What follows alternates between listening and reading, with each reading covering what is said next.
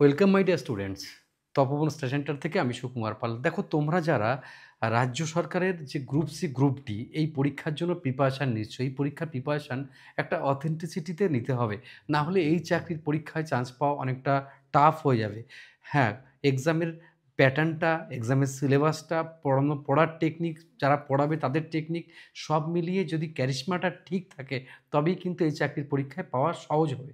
না হলে খুব চাপ আছে। কারণ সারা বাংলায় সব তো প্রিপারেশানে ভরে গেছে।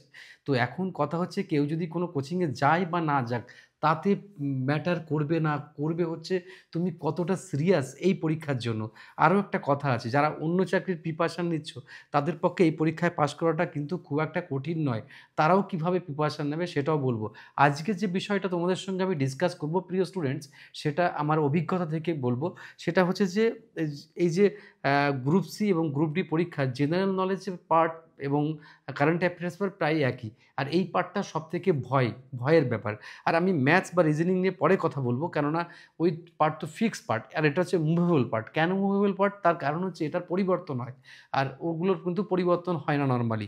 তাই এই জিকে বা জিএস বা কারেন্ট অ্যাফেয়ার্স পারফর্ম করার জন্য নির্দিষ্ট কিছু পথ তোমাকে ফলো করতে হবে। সেই পথগুলোই তোমাদের সঙ্গে আজকে কথা বলব। তাছাড়া আমি আরও কিছু কথা, আরও কিছু কোয়েশ্চেন তোমাদের ডিসকাস করব। একদম ডেমো কোয়েশ্চেন, যেমন টাইপের কোয়েশ্চেন আসতে পারে, সহজ কঠিন সব রকম থাকবে, তাতে চিন্তা করার কোনো কারণ নেই। বিষয়টা হচ্ছে যে কিভাবে শুরু করব, স্টুডেন্ট কিভাবে শুরু করবে সেটাই অনেকে বুঝতে পারে না। অনেকেই আমাদের ক্লাসের সঙ্গে যুক্ত হয়ে গেছে, এই আমাদের গ্রুপ সি, গ্রুপ ডি ব্যাচের যুক্ত হয়ে গেছে। তারা অলরেডি ক্লাস করতে শুরু করে দিয়েছে। তারা যেমন করছে, তাদের মনোবল খুব বাড়বে এবং বেড়েছে, বাড়তে চলেছে অলরেডি, এবং প্রিপারেশন স্ট্র্যাটেজিটা তারা ফলো করতে পারবে আশা করি। ওকে, চলো তোমাদের কাছে বলি যে কিভাবে চলবো আমরা। জিকে সিলেবাসটাকে একটুখানি ভালো করে দেখে নিই। জিকে সিলেবাস, এই যে আরেকটা কথা তোমাদেরকে বলে নিই, জিকে আর জিএস এই দুটো সিলেবাস মিলে কিন্তু একটা বড় অংশের মার্কস রয়েছে। ঠিক আছে? তো এই দুটোকে আলাদা করে পড়ার দরকার নেই। দুটোর গুরুত্ব বা ইম্পর্ট্যান্স একই রকমভাবে দাও। কিভাবে দেবে সেটা আমি বোঝাবো এবার। দেখো, জিকের মধ্যে জিওগ্রাফিক্যাল অফ ইন্ডিয়া, এর কীভাবে কোয়েশ্চেন আসবে আমি বলবো সব। এবার জিওগ্রাফিক্যাল পার্টের মধ্যে মজার ব্যাপার হচ্ছে তুমি কোনটুকু পড়বে, সেটাও একটা কোটি টাকার প্রশ্ন। তার মধ্যে ওয়েস্ট বেঙ্গলের জিকে পোরশান সিলেক্টেড করে তোমাকে পড়তে হবে। ওয়েস্ট বেঙ্গলের জিওগ্রাফি পোরশান তোমাকে সিলেক্টেড। যেমন তো নর্থ বেঙ্গলের দিক থেকে ২-১টা কোয়েশ্চেন আসতে পারে। তোমার আমাদের যে পর্যটক এরিয়া থেকে, আমাদের জিওগ্রাফিক্যাল যে ভূগোলের মানে যে পাহাড় পর্বত থেকে, আমাদের এখানকার বিখ্যাত কী জিনিস সেই সব জায়গা থেকে কোয়েশ্চেন আসবে, বা মানে কী ধরনের কালচারাল সিস্টেম এখানে আছে সেগুলোও কিন্তু এর মধ্যে, এই জিওগ্রাফির মধ্যে অনেক সময় চলে আসবে। এবার কারেন্ট ন্যাশনাল নিউজ, এটা দেখো জিকে সিলেবাসের মধ্যে দিয়েছে। এটা অ্যাকচুয়ালি সি এর মধ্যে হবে। তা তুমি ওরকম আলাদা করে পড়ার দরকার নেই। তুমি সব মিলিয়ে মিশিয়ে পড়বে। তাহলে দেখবে তোমার সুবিধা হবে। তাই কারেন্ট নিউজ মানে প্রতিদিন যে ঘটনাগুলো ঘটছে, যেমন এসআইআর নিয়ে এখন খুব তোলপাড়। আমি এসআইআর নিয়ে শর্টলি একটা ভিডিও করব, বুঝিয়ে দেবো ব্যাপারটা। মানে ভোট কেন্দ্রিক আরকি ব্যাপারটা। তাছাড়া এখানকার কে কোন পদে আছে, অ্যাপয়েন্টমেন্ট কোনটা, এগুলো কিন্তু মারাত্মক। এগুলো পরিবর্তন হয়, কিন্তু সেই হিসেবে বুঝে, বুঝে তোমার পড়তে হবে। কোন পদে কে আছে, কোন পদের কাজ কি আছে, অমুক মানে কি কাজ করে, তমুক কি কাজ করে, সেগুলো কিন্তু সব থাকবে। বিভিন্ন র‍্যাংক, পদমর্যাদা সম্পর্কে ধারণা সেগুলো। সায়েন্টিফিক অবজারভেশন মানে কি দিয়ে কি মাপা হয়, সিসমোগ্রাফ দিয়ে কি মাপা হয়, ল্যাক্টোমিটার দিয়ে কি মাপা হয়, এই সবগুলোও কিন্তু এখানে চর্চার মধ্যে নিয়ে আসবো। ইন্ডিয়ান হিস্টোরি তো বিরাট বড় হিস্টোরি। এই বড় হিস্টোরিটা দরকার পড়বে না। এর মধ্যে বাছা কোনো জায়গা, যেমনটি ধরে নাও, মানে বিভিন্ন যে মানে প্রাক ঐতিহাসিক যুগ থেকে, তারপরে ধীরে, ধীরে কোট করে তার এবং আ পয়েন্ট করে তোমাকে ডেসক্রিপটিভ ওয়েতে ১ম এ শুরু করতে হবে। যেরকমভাবে আমরা শুরু করব আরকি। সেরকমভাবে তোমরা ওই ডেসক্রিপটিভ ওয়েতে তোমাকে শুরু করতে হবে। তারপর সেটাকে পিওয়াইকিউ বলে কিছু হয় না এর। কারণ আগেরবার যা এসেছে সেই কোয়েশ্চেন আসবে না ধরে নিয়ে এগোতে হবে। তাহলে এমসিকিউ টাইপের কিছু সলভ করতে হবে, এবং নিয়মিত এক্সাম দিতে হবে তোমাদের এর উপরে। প্রত্যেকটা বিষয় ভিত্তিকের উপরে, ঠিক আছে? ইন্ডিয়ান ইকোনমিক চ্যালেঞ্জ মানে ভারতবর্ষের ইকোনমিক্স পরিস্থিতি কী? ভারতবর্ষে জুড়ে ওয়েস্ট বেঙ্গলের খবরটা কিন্তু নিতে হবে। জিডিপি গ্রোথ কোথায় গেল? জিডিপি গ্রোথ কিসের উপর মেজারমেন্ট হয়? হিউম্যান ইনডেক্স কিভাবে হয়? কোন বিষয়ের উপরে, হেলথের কি খবর, এডুকেশনের কি খবর, সব কিন্তু এর মধ্যে থাকছে। বেসিক পলিটিক্যাল সায়েন্স কি, যে ভারতের যে মানে ল বুক কোনটাকে বলা হয়, ভারতবর্ষের নাগরিকত্ব পেতে গেলে কি দরকার হয়, ভারতবর্ষের আইন ব্যবস্থা কীরকম, কোন মানে পদে কীরকম রিক্রুটমেন্ট হয়, প্রেসিডেন্ট কোন কোন পদে রিক্রুটমেন্ট করতে পারে, কোন পদের কীরকম বয়স থাকে, কোন পদের রিটায়ারমেন্টের এজ কত, কোন পদের মানে এন্ট্রি এজ কত, এই সমস্তগুলো। হাইকোর্টের বিচারপতি হতে গেলে কি হবে, সুপ্রিম কোর্টের বিচারপতি হতে গেলে কি হবে, এই যে বিষয়গুলো আমি বলছি এগুলো কিন্তু ভীষণ ইম্পর্ট্যান্ট। এবং ইন্ডিয়া নেবারিং কান্ট্রি, মনে করো আমাদের প্রতিবেশী দেশ, সার্ক সমৃদ্ধ কান্ট্রি কোনটা, সার্ক যেরকম মনে রাখি আমরা কি এমবিবিএস, এমবিবিএস পেন, এরমভাবে কিন্তু সার্ক নিয়ে মনে রাখি। এম এ হচ্ছে মালদ্বীপ, বিতে বাংলাদেশ, আর বিতে ভুটান, আর শ্রীলঙ্কা, পাকিস্তান, আফগানিস্তান, আর হচ্ছে নেপাল। এবার কোন কোন কে নেই সার্কের মধ্যে, এই সবগুলো কিন্তু বারবার মেজর ওয়ার্ল্ড অর্গানাইজেশন, হু এর হেডকোয়ার্টার, তারপরে বিভিন্ন যে ন্যাটোর হেডকোয়ার্টার, তারপরে বিভিন্ন যে অর্গানাইজেশনগুলো আছে সেগুলো এর মধ্যে ইম্পর্টেন্ট। এগুলো চ্যাপ্টার ধরে ধরে পড়তে হবে, খুব জলের মতন ক্লিয়ার হয়ে যাবে। এবার সিএস সিলেবাসটাও কিন্তু জিকেকে অনুসরণ করে। ডেভেলপমেন্ট সায়েন্টিফিক রিসার্চ, এখন কোন কোন সায়েন্টিফিক রিসার্চ কীভাবে চাঁদে কবার গেছে ইন্ডিয়া, তারপরে কারা প্রথম চাঁদে গেছে, তার মানে কোন মেজর প্রজেক্ট এখন চাঁদে রয়েছে, খেলা সম্পর্কে ইভেন্ট, খেলাতে বিভিন্ন পুরস্কার, খেলাতে বিভিন্ন পুরস্কার, নতুন ইনোভেটিভ আইডিয়া খেলা, এবং কোন খেলার কত গুরুত্ব, ফুটবল একাডেমি কবে শুরু হয়েছে, ক্রিকেট একাডেমি কবে শুরু হয়েছে পশ্চিমবাংলায়, এই সব সংক্রান্ত। কন্টেম্পোরারি লিটারেচার, বর্তমান সমসাময়িক কোন লিটারেচারগুলো লিখছে, শশী থারুর কী লিখলো, অমুক মানে কার কী বই নতুন বেরোলো, সেই বইতে কী পুরস্কার পেলো, কে ম্যান বুকার পুরস্কার পাচ্ছে, এই সমস্তগুলো এখানে আসছে।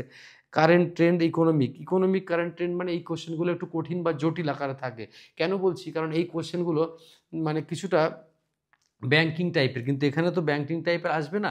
পরিস্থিতি কীরকম, মানে কোন কোন বিষয়ের উপরে নির্ভর করে, মাইক্রো ইকোনমি কী, ম্যাক্রো ইকোনমি কী, তারপর হচ্ছে টারশিয়ারি সেক্টর কী, সেকেন্ডারি সেক্টর কী, তারপরে জিএসটি কী, জিএসটি কত পার্সেন্ট হার, কোথায় কীরকম, ঠিক আছে, ভ্যাটের সঙ্গে জিএসটির পার্থক্য কী, এই সবগুলো বেসিকভাবে বারবার বলছি, আমি একটা জিনিস চর্চা করতে তোমাদের শেখাচ্ছি, বেসিকটা তোমাকে জানতে হবে কিন্তু।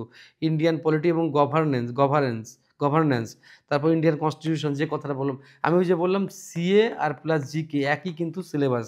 কালচারাল ডেভেলপমেন্ট, আমাদের রাজ্যে কী কী কালচারাল ডেভেলপমেন্ট হয়েছে, উন্নতি কী হয়েছে, দুর্গাপুজো কোথায় ভালো হয়, অমুক মানে বাউল কীভাবে, কোন গানগুলো এখানে বিখ্যাত, এরকম টাইপের। জিওগ্রাফিক্যাল অ্যাওয়ারনেস, মানে কোন অঞ্চলের অধিবাসীরা কেমন, তাদের বেশভূষা কেমন, তাদের খাদ্য খাবার কেমন, সেসবগুলো। এভরিডে অবজারভেশন, জেনারেল এক্সপিরিয়েন্স, প্রতিদিনকার জীবনে যা ঘটছে, তুমি যা অবজারভেশন করছো সেগুলোও ইম্পর্ট্যান্ট এর মধ্যে থাকছে। এবার আমি কিছু কোয়েশ্চেন নিয়ে তোমাদের ডিসকাশন করব। দেখো, জিকে বা সি এর সিলেবাসের মধ্যে ভারতের ভূগোল, যেমন নেওরা ভ্যালি জাতীয় উদ্যান কোথায় অবস্থিত, এটা এইরকম কোয়েশ্চেন আমি তোমাদের আইডিয়াগুলো দিচ্ছি। কলিম্পংয়ে অবস্থিত। দেখো, পশ্চিমবাংলার বৃহত্তম জেলা কোনটি, উত্তর 24 পরগনা, এই দক্ষিণ 24 পরগনা, আগে তো ছিল উত্তর 24 পরগনা বা অন্যগুলো ছিল, এখন কিন্তু দক্ষিণ 24 পরগনা সবথেকে বড় জেলা। শুধু তাই নয়, এরকম জেলা তো জেলাভিত্তিক, জেলার মধ্যে ছোট জেলা কোনটা, কোন জেলায় জনসংখ্যা কম, কোন জেলায় কোন নদী গেছে, কোন জেলার উপর দিয়ে কোন জেলাকে নিয়ে, কলকাতার কোন কোন জেলার কাছে কলকাতা, এরকম টাইপের সব কোয়েশ্চেনগুলো আসার সম্ভাবনা। ছৌ নাচ কোন যে সাংস্কৃতিক দিক দিয়ে যদি কোয়েশ্চেন আসে, ছৌ নাচ কোন জেলায় বিখ্যাত, আমরা জানি পুরুলিয়া, আর তারপরে ঝাড়খণ্ডও আছে, উড়িষ্যাতেও ছৌ নাচ আছে। দুর্গাপুজো কোথায় বিখ্যাত, রেড রোডে যেরকম এই যে নতুন যে ইয়েটা হচ্ছে, তোমার কার্নিভাল হচ্ছে, সেটাও আসতে পারে। বিশেষভাবে আখ্যা দিয়ে ইউনেস্কো কিন্তু আখ্যা দিয়েছে এই দুর্গাপুজোকে, বোঝা গেল এই টাইপের ব্যাপার। আমি টাইপগুলো বৈজ্ঞানিক পর্যায়ে, ক্রেস্কোগ্রাফ কী যন্ত্র কে আবিষ্কার করে, এটা জগদীশ চন্দ্র বোস আবিষ্কার করেন। নিম্নলিখিত কোন বলটি সংরক্ষিত বল নয়, মধ্যাকর্ষণ বলটা সংরক্ষিত বল নয়। আর এটা হচ্ছে মধ্যাকর্ষণ বলটা, তোমরা জানো এটা হচ্ছে খুব দুর্বল একটা ফোর্স, যেরকম অন্য অ্যাডহেসিভ ফোর্স, এগুলো কিন্তু খুব ইম্পর্ট্যান্ট, মানে খুব মানে ইম্পর্ট্যান্ট ফোর্স আর কি। Important force in the sense খুবই স্ট্রং ফোর্স আর কি বলা যায়। আর এটা হচ্ছে উইক ফোর্স। ভারতের ইতিহাস, ভারতের বিপ্লবীদের আন্দোলনের সূচনা প্রথম কোথায় হয়েছিল? দেখো, বাংলা এমন একটা জায়গা, সেখানে কিন্তু সারা পৃথিবীর কাছে বাংলাটা নমস্য ছিল একটা সময়। তারপর ব্রিটিশদের আমল থেকে ধ্বংস শুরু হয়েছে, টিল টাইম এখনও সেই ধ্বংসের পথ গুনেই যাচ্ছে বাংলা। কবে আবার ঘুরে দাঁড়াবে কে জানে। ঠিক আছে, বাংলায় বিপ্লবীদের আঁতুড়ঘর বলা হতো। বাংলাকে, ঠিক আছে? বর্তমান জাতীয় সংবাদ, পশ্চিমবাংলার চিফ সেক্রেটারি, কোয়েশ্চেনটা কিন্তু মারাত্মক ইম্পোর্টেন্ট। মনোজ পন্ত, যাকে নির্বাচন কমিশনও ডেকে পাঠিয়েছিল। তো এরকম টাইপের অর্থনীতি, প্রথম পঞ্চবার্ষিকী পরিকল্পনা কবে শুরু হয়েছে? সেটা দেখো ১৯৫১ থেকে ১৯৫৬ সালে শুরু হয়েছে। রাষ্ট্রবিজ্ঞান থেকে মৌলিক অধিকার কোন অনুচ্ছেদে বর্ণনা করা হয়েছে? দেখো অনুচ্ছেদ ১২ থেকে ৩৫ এ ফান্ডামেন্টাল রাইট, যেটা মৌলিক অধিকার, সেটাকে বর্ণনা করা হয়েছে। ভারতের বিখ্যাত স্থান কুতুব মিনার কোথায় অবস্থিত? কুতুব মিনার কে তৈরি করেছে? কে শেষ করেছে? ঠিক আছে? কুতুব মিনার তো কুতুবউদ্দিন আইবক শুরু করেছিল। তার জামাতা কিন্তু সে কুতুবমিনার শেষ করেছে। তার জামাতার ওয়াইফের নাম মানে তার কুতুবউদ্দিন আইবকের মেয়ের নাম কি? অ্যাম রাজিয়া সুলতানা। ৪ বছর ছিল কিন্তু ৩৬ থেকে ৪০। এরকম টাইপের করে বুঝতে হয়। ভারত তার প্রতিবেশী দেশগুলি, নিশীথ সূর্যের দেশ কাকে বলে? নরওয়েকে বলা হয় কারণ অর্ধেক সময় দিন আর রাত এরকম চেনা যায় না। হাজার হ্রদের দেশ কাকে বলা হয়? ফিনল্যান্ডকে বলা হয়। প্রধান বিশ্ব সংস্থাগুলো, হু এর সদর দপ্তর কোথায়? Geneva, Switzerland. IMF এর সদর দপ্তর কোথায়? Washington DC. এই যে IMF রয়েছে, এম মানে হচ্ছে মানিটারি। তাহলে যত টাকা পয়সা নিয়ে যে সংস্থা হবে তার হেডকোয়ার্টার হবে ওয়াশিংটন। কারণ ওয়াশিংটন হচ্ছে পৃথিবীর দাদা, তো তাই। দাদার কাছে নিজের পয়সা কড়ি তো রাখবে, অন্যের কাছে দেবে না তো। আশা করি আমার স্টুডেন্ট তোমরা যারা এই ভিডিওটুকু আপাতত দেখলে, তোমাদের কি একটা আইডিয়া হয়েছে না হয়নি? তোমাদের কি আইডিয়া হয়েছে না হয়নি? তো এইরকম আইডিয়া তোমাদের এরপরে যদি তোমার দরকার হয় ম্যাথ সংক্রান্ত, যদি বলো আমি ম্যাথ সংক্রান্ত সুন্দর করে কোন চ্যাপ্টার থেকে তার ডেমো কোয়েশ্চেন দিয়ে তোমাকে বোঝাবো।